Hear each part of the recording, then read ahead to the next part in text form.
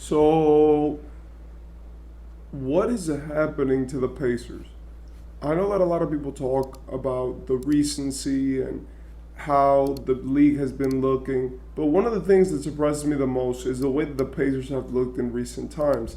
They don't look the same anymore, and it's kind of concerning. First, I want to say that Tyrese Halliburton has been playing terribly, and I mean that because he got injured. I think it was a foot injury, but he's just been really bad after that, you know, having consistent low lights, consistent bad games, and even though he's still leading the league with some great numbers and assists and stuff, you could tell that his efficiency has been off, especially from the 3 point line. Where in the past games, there were literally 2 games where he didn't even make a threes and he shot 6 of them. There was a scoreless game which he had against New Orleans the other day where he didn't score a point and he only assisted 3 times. He's had consistently bad games, and even in his last game, a loss against Minnesota, he shot terribly from three and also had 5 turnovers, even though his statistics look more normal. So now we can pose the question, what is happening to Tyrese? What we do know is that he had been injured.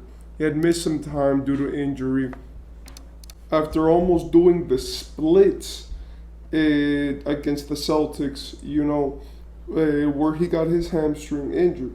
I do believe that even though he did get injured, there is a problem here which doesn't have to do with the injury, and it's probably mental, because I haven't seen Tyrese Halliburton look this bad in a while, and especially in his last few games, we've seen him become more and more and more like in tune with his style, but we have seen some very bad games come from this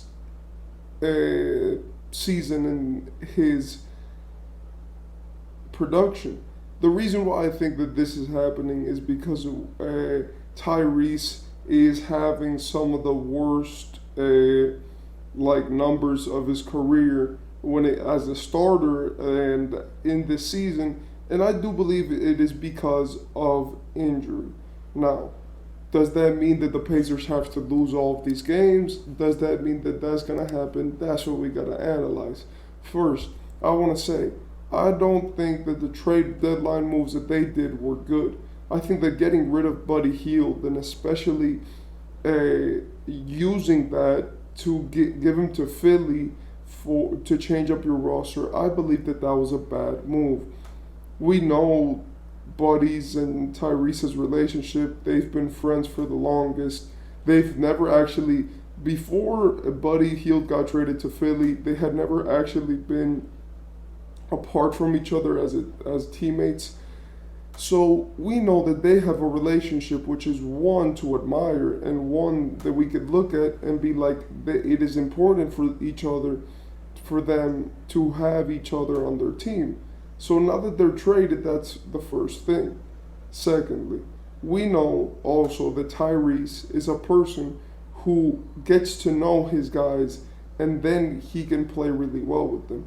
Since he's so much of a passer, he's and not that much of a scorer, he has to understand where his guy likes to receive the ball, how they like to use it, how they like it, and where do they like it placed, where does the ball need to be, because he's such a dynamic passer, right, that it literally makes it so that he has problems just throwing like regular passes to people.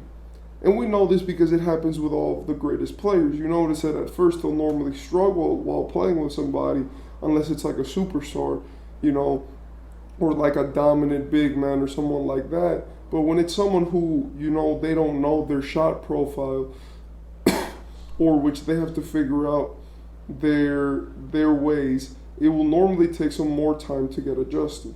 Apart from this, we could see a clear incline not a clear incline, but a clear decline in the Pacers, morale it looks like they're not having as much fun. And when you have, especially a guy like Pascal, which is shooting that efficiently and has been playing really well for Indiana, shooting 39% from three, shooting 55% from the field, grabbing 7 rebounds, 4 assists, a steal, with only one, with the lowest turnovers of his career, except when he was a rookie, obviously, or when he was a bench player. But like when you can tell that the players around him are playing really well, then the problem is Tyrese, right? And I do believe that that is showing itself, especially in the way that the Pacers are operating. They're not winning as many games as they were at the start of the season. And I do believe that apart from obviously having a harder schedule because they just took on a team like the Timberwolves, and facing the bad teams in the East will definitely inflate your record. And as much as I do think that the conferences are good, and as much as I do think that the East is good, I also do believe that the difference between the East and the West is that the bad teams the good teams in the East are better than the good teams in the West. But the bad teams in the East are worse than the bad teams in the West.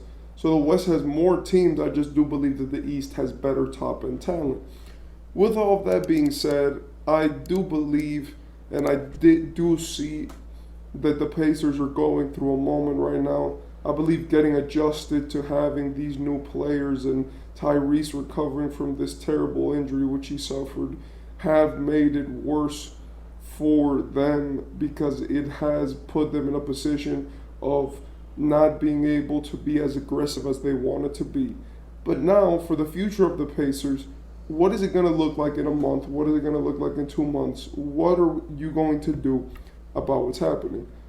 Indiana, right now, are the 8th seed, right? Which means that they're like the second best playing team. But also, they've lost 5 out of their 10 games. No, they've lost 5 out of their last 10 games.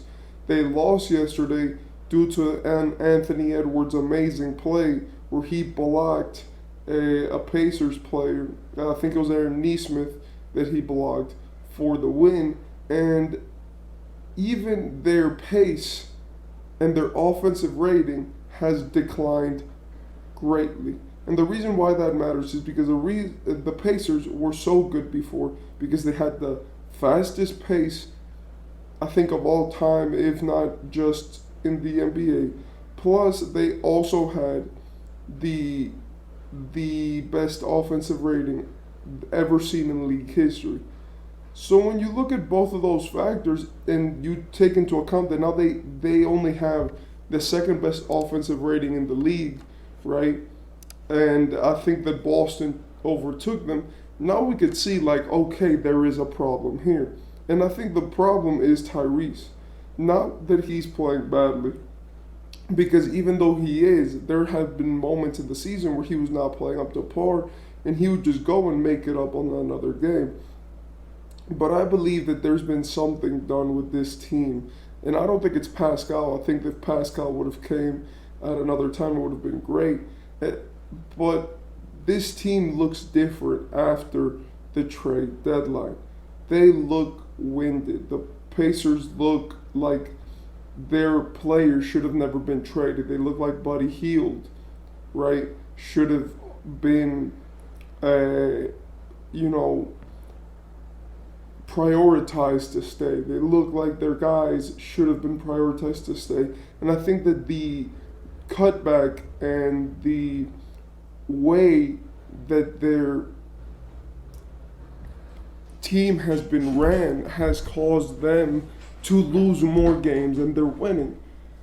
I think that their GM should prioritize getting shooters around Tyrese and making sure that in these weeks where you have time and where you know that you can still build, or at least where you know that you could actually change your roster in terms of who plays how many minutes and what happens to what person. I think that it's time to find a consistent enough shooter to play the Buddy Hield role with Tyrese Halliburton in the starting lineup. Because it's obvious that Tyrese has been suffering. He wants his guy back, and I think that that's been one of the biggest things for the Pacers.